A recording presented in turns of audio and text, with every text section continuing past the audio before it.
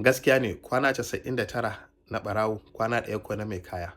Gwamnatin ƙasar Mali sun yi nasarar cafke wani kamfani wanda yake aikin ma'adanai a ƙasan, watan na zinari kenan, a turance kuma akan ce masa gwal. Wannan gwal ɗin da suka samu ko zinari ya kai kimanin ton 3. Ton 3 dai na zinari, duk wanda ya san yanda zinari yake ya san ton 3 na zinari ba ƙaramin yawa ne da shi ba. Abu ne mai yawa da kuma tsada sosai har in ya kai irin wa'annan yawan da yake da shi na ton 3.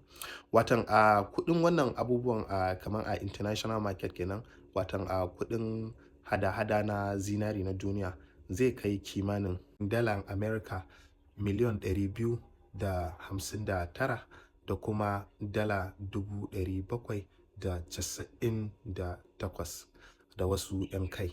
A kuɗin Najeriya kuwa ya kai kimanin naira biliyon 400 da biliyan 4 da kuma miliyan 473 har da wasu 'yan ɗarurruka kuwa a kai. Wannan nasarar da gwamnatin ƙasar Mali ɗin suka samu ya zama ɗaya daga cikin manya-manyan nasara da suka samu a wannan shekara.